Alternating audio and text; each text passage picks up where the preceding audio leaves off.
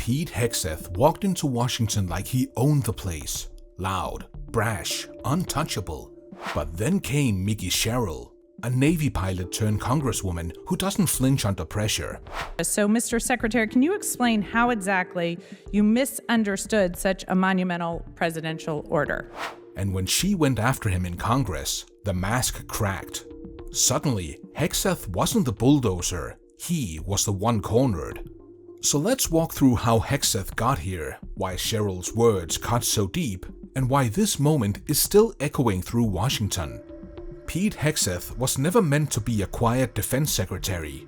From day one, he branded himself as the wrecking ball. He wanted to strip down bloated Pentagon structures, slash the number of generals, and show he wasn't afraid of breaking tradition. And to his supporters, that swagger looked like strength. But inside Pentagon, it created chaos. Supposed accomplishments from your time at the Pentagon. I have to say, your training at Fox News has let you spin months of dangerous dysfunction and incompetence into catchy phrases like restoring the warrior ethos and increasing lethality. But the truth is, it's really been chaos at the Pentagon under your leadership.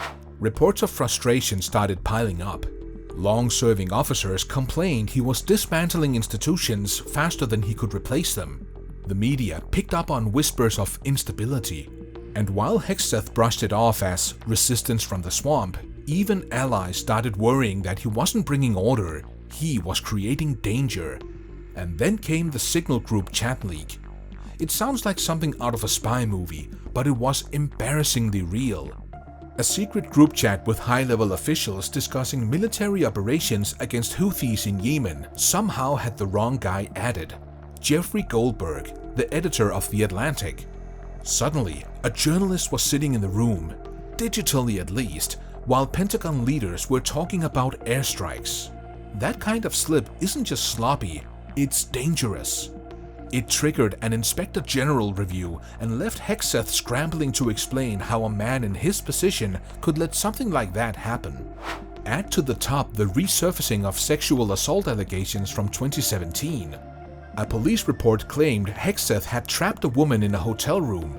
No charges were filed, but the details were ugly, and the story refused to die.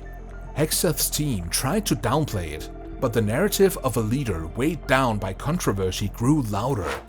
And then there was the decision about Wounded Knee. More than a century after US soldiers massacred native people in South Dakota, the medals of honor given out for that bloody day were under review. Many believed they should be revoked, symbols of a stain on American history, but Hegseth ruled they would stay. To critics, it was tone-deaf, proof he was out of step with moral clarity. To supporters, it was another sign of his refusal to bow to woke politics. Either way, it kept his name in the headlines for all the wrong reasons.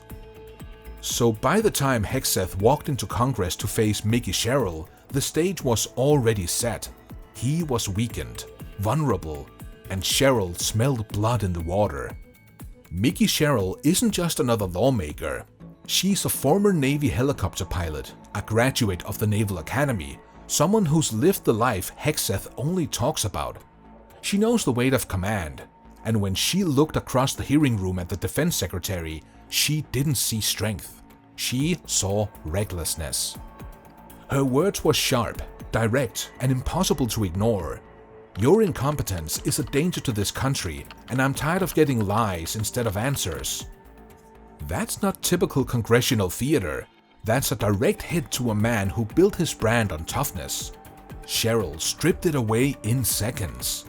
But what made her strike even more powerful was the backdrop of her own story.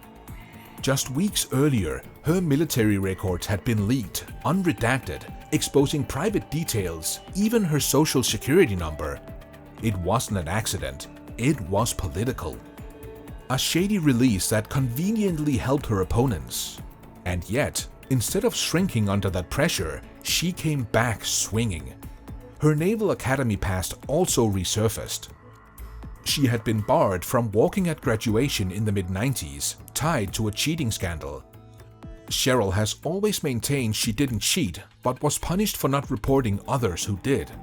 Her critics tried to weaponize that against her, but in that hearing room, it almost backfired.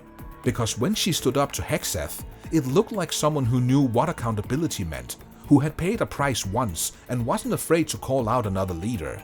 As is often the case, highly ideological and very ill-informed reporters love to speculate about things they know nothing about in order to spear President Trump and myself.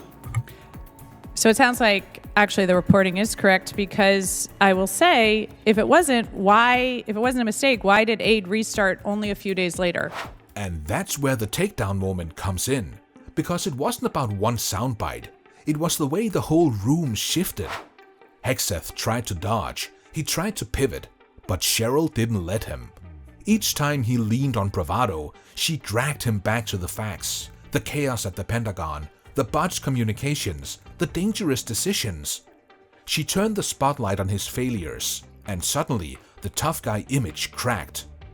For viewers at home, the contrast couldn't have been clearer. On one side, a man known for Fox News monologues and culture war bluster, now fumbling for answers under pressure. On the other hand, a woman who had flown combat helicopters stared him down in calm precision. It wasn't just politics, it was theater, and Sherrill won that round hands down. We would take complete issue with what would some call reporting and others call a hatchet job. So why did aid start just a couple days later? I'm saying the reporting is inaccurate, ma'am. I don't think that's correct. Here's the thing, Sherrill didn't expose anything the press hadn't already reported. The leaks, the scandals, the controversies, they were all out there. What she did was far more damaging. She pulled it all together, live, in front of the nation, and made Hegseth own it. No spin, no Fox News safety net, just him, under oath, trying to survive. And that's why people called it a takedown. Because in politics, perception is everything. And for once, the man who branded himself as untouchable looked exactly the opposite.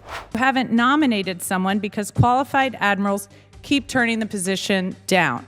So tell me, Mr. Secretary, when will Congress receive your nomination for the next chairman of the next chief of naval operations?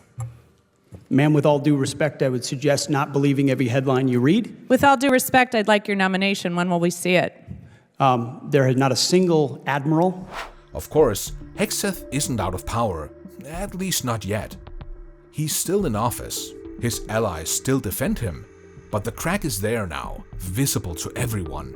And the more he leans on his tough guy act, the more people remember that viral moment when Mikie Sherrill cut through it. Power in Washington rarely ends with one knockout blow. It's usually 1,000 cuts, and Sherrill just landed one of the deepest. So what's next? That depends on whether Hegseth can rebuild trust or whether the controversies keep piling up. Because every headline about leaked chats, every resurfaced allegation, every tone-deaf decision makes Sherrill's takedown moment look less like a one-off and more like the start of his unraveling. And here's the irony. The very thing Hegseth promised, strength, clarity, no-nonsense leadership, is exactly what Sherrill showed in that hearing room. She gave people a glimpse of what accountability looks like. And once you've seen that, it's hard to unsee it. So if you're Pete Hegseth, you can shrug it off. You can spin it as partisan attacks. But deep down, you know that moment will follow you. Because in the brutal arena of politics, one viral takedown can stick harder than a dozen policy wins. And that's why what happened in Congress that day wasn't just theater. It was a reminder of a truth Washington hates to admit. Sometimes, all it takes is one sharp voice cutting through the noise to bring the mighty crashing down.